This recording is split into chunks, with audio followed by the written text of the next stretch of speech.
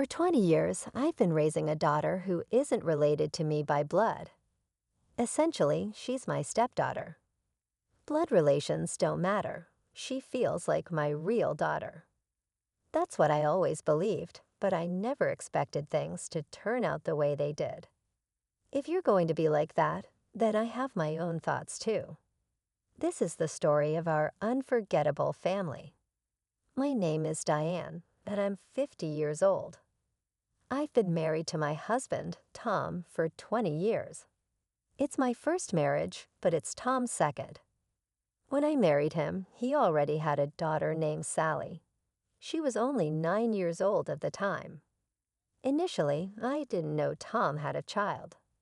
As we continued dating, he told me about his past divorce and his daughter, who was in elementary school.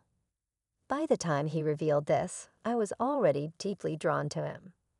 Tom seemed to have feelings for me too, and about 6 months after we met, he formally asked me to be his girlfriend. Despite this, I couldn't wholeheartedly embrace the relationship at first.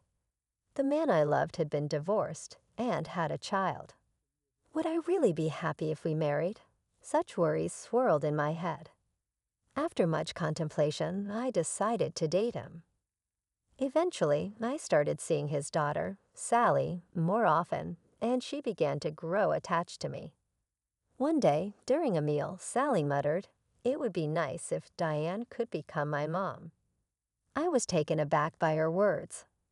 As if waiting for this moment, Tom excitedly responded, "Actually, I've been thinking the same thing. Diane, would you like to become a real family with us?" Tom expressed his feelings directly to me. I felt I could make it work with this family. Gratefully, I accepted their feelings, and thus we officially became a family. Right after we got married, life was blissful. My daughter enjoyed the meals I prepared and told me they were delicious. On holidays, my husband would take us out. The more time I spent with them, the deeper our family bond grew. Of course, there were times when we clashed, but that's just part of being a family. I was glad I married Tom. However, around the 10th year of our marriage, the attitude of my husband and daughter became cold. One evening, I came home after running some errands to find the house pitch dark. My husband and daughter should have been waiting for me, and we should have been sitting around the dinner table. Feeling uneasy, I immediately called them both. The phone rang, but neither of them picked up. What should I do if something had happened to them? Should I report it to the police? Ignoring my worries, I tried to stay calm. I heard the front door open and the voices of my husband and daughter. Quickly, I headed towards the entrance. There they were, my husband and daughter laughing happily together. Oh, thank goodness. I was worried because neither of you had contacted me. I said, relieved. Ignoring my concerns, my daughter coolly replied, "Oh, you're back. Just glad you're both safe. I'll get dinner started. Let's eat together." "We've already eaten with Dad." "No thanks. You can eat alone," she said. "Huh? You ate together without telling me. That's never happened before." "So that's what happened. A heads up would have been nice," I remarked. Perhaps my words struck a nerve because my husband suddenly started shouting, "Why do we have to report everything to you? What Sally and I do is none of your business." "What, Tom?" I replied, shocked. I had never seen this side of him before. We had minor arguments before, but I had never seen him lose his temper like that. "This woman is scared of Dad." "Hilarious," Sally mocked. My husband joined in. "She's overstepping her boundaries as a stepmother. She's not even part of our real family." "Ha, that's right. The only one related by blood in this house is Dad," Sally chimed in. The sudden change in my husband and daughter left me reeling. Why? Why am I being treated this way all of a sudden? Until recently, we were a happy family living peacefully together. What happened to you two? Did I do something wrong? I asked, bewildered. Their response was beyond unreasonable. Something wrong. It's you. You are the problem itself, isn't it? Haha, right, Dad, Sally shared. Yeah, that's right. The way she parades around acting like a good mother is especially infuriating. Tom agreed. I get it. It's so annoying when she tries to act like a good mother. Haha, is this for real?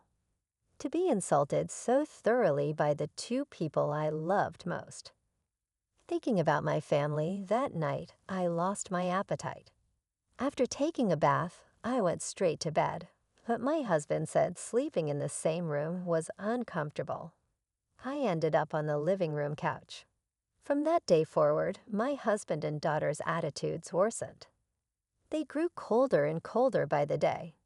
If they were just cold, that would have been one thing. But what hurt me the most was seeing them laugh while speaking ill of me. Dad, how long are we keeping her around? Haha, well, as long as she's here, we won't have to worry about housework again. Guess we can keep her until we get bored. Haha. You seriously, Dad? You're way too kind. They disparaged me without end, as if I were the villain. At first, I didn't understand why I was being treated this way, but after a while, I began to grasp the truth. One evening, I overheard my daughter talking on the phone with someone. Yeah, it's okay. We're about to kick her out. Kicking me out, trying not to be noticed by my daughter, I quietly listened in. So when are you coming back, Dad? Can't wait. Living together is so much better when my real mom is around.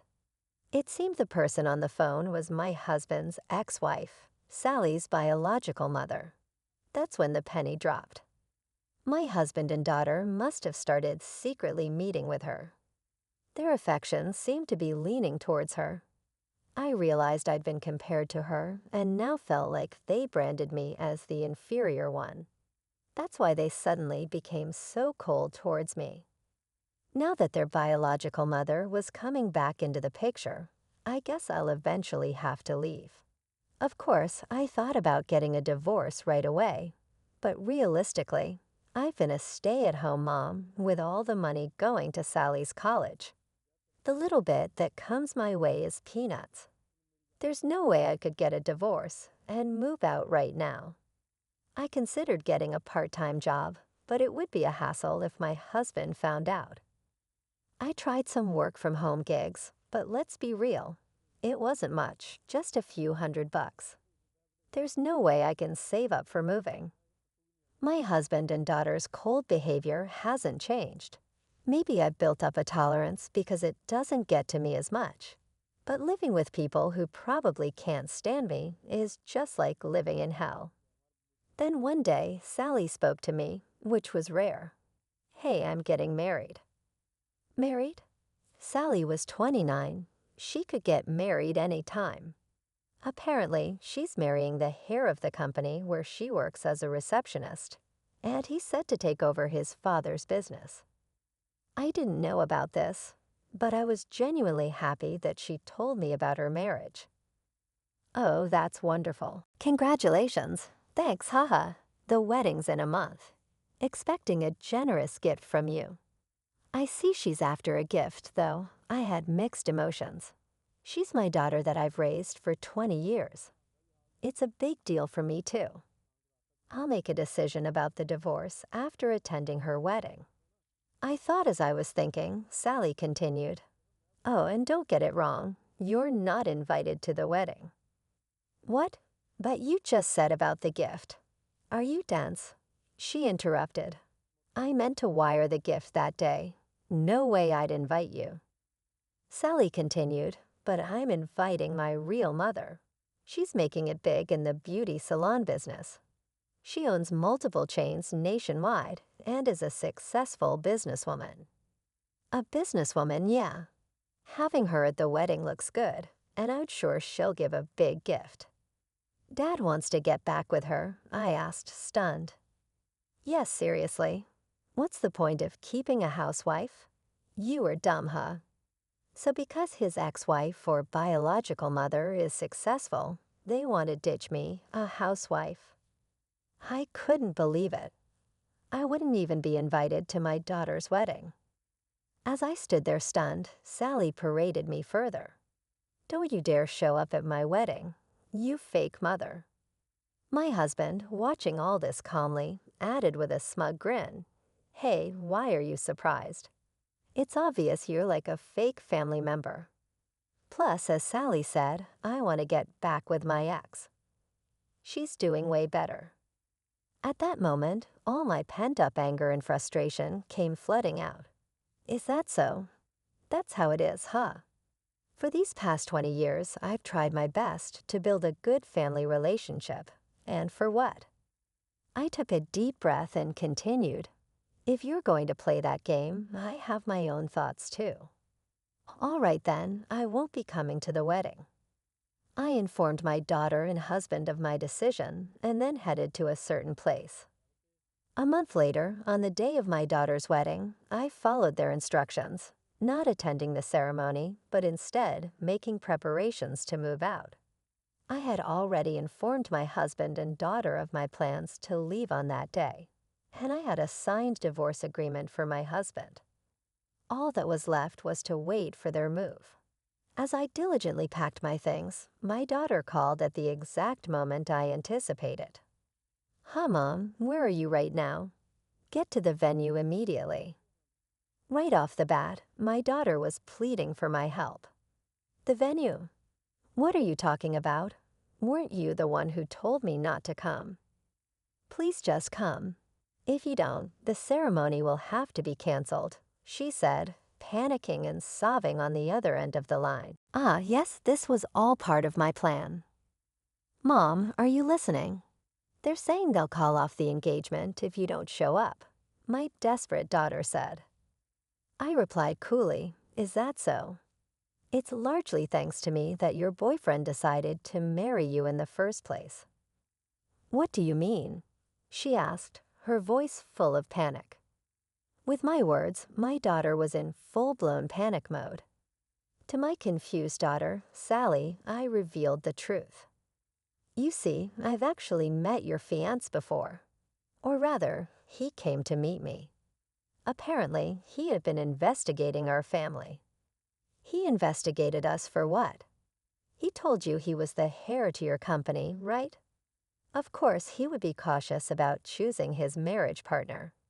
His father hired a private detective to investigate us after hearing about the marriage plans for my daughter. I immediately visited a law firm intent on proceeding with a divorce in my favor. On my way back, a man approached me claiming to be my daughter's fiancé. He explained that his father had been investigating our family and had discovered my husband and daughter's frequent meetings with my husband's ex-wife. Wondering why they seemed to enjoy the ex-wife's company while mistreating me, he sought my side of the story. Of course, I told him everything: how the ex-wife had become a successful businesswoman, and how my husband and daughter were planning to leave me for her wealth and connections, driving me out of the house. "Did you talk badly about me to him?" my daughter accused. "I merely stated the facts. You have been mistreating me for quite some time," I responded firmly. "Why would you do such a thing? It's unnecessary," she protested. "Unnecessary? Isn't it your own fault that this is happening? You are the one who did wrong," I countered, pushing back. My daughter fell silent, unable to retort. "But I'm not a monster. I've raised you as my daughter for 20 years, and I genuinely wanted you to be happy." I continued, offering a suggestion. "If my daughter invites me to her wedding, I want him to marry her as planned." Surprisingly, even after I told him everything, he didn't completely give up on my daughter. He admitted that he truly loved her and still wanted to marry her. However, he said he felt uncomfortable marrying someone who couldn't even appreciate the person who raised her. So he pleaded with me, "If Sally chooses to invite me to her wedding at the very last moment, please accept her." But she squandered even that chance. Far from it, she treated me like a nuisance right until the end, alongside my husband, even calling us a fake family. Mom, I'm sorry. Please forgive me. I won't say cruel things anymore, she pleaded over the phone. Hey, Diane, is what you just said true? If so, please help Sally out. My husband joined in, his voice filled with remorse. Naturally, I had no intention of forgiving them. They were the ones who trampled on their last chance. It was far too convenient to ask for forgiveness. No, they forgot the kindness of being raised for 20 years and quickly switched allegiance to my successful ex-wife and real mother. I would never forgive them. Never, I declared, and then hung up the phone. I blocked their numbers one after another, picked up my bags, and headed to the apartment I had already rented. On the way, I didn't forget to submit the divorce papers at the town hall. Even if I were to be invited to my daughter's wedding, I had decided in my heart to divorce my husband. There was no way I could stay with them after suffering from all the constant verbal abuse. Later, I heard from my daughter's fiancé that my daughter and husband had begged for marriage, crying. But once the truth came out, it was too late. That marriage proposal was utterly broken off. As a result, my daughter quit her job and became a recluse. And my husband is now apparently busy caring for her mental health. It must have caused quite a bit of trouble on her fiancé's side. I wanted to apologize, so I contacted him. He gave kind words. It's okay. It's just that Sally and her dad turned out to be disappointing. Rather, I'm glad I realized it before I married her. I owe you, ma'am. Thank you. If Sally could have married such a sincere person, she would have been happy. Well, I do feel a bit sad thinking about it. I am regretful because I am free now. I would like to pursue my own happiness and enjoy the rest of my life.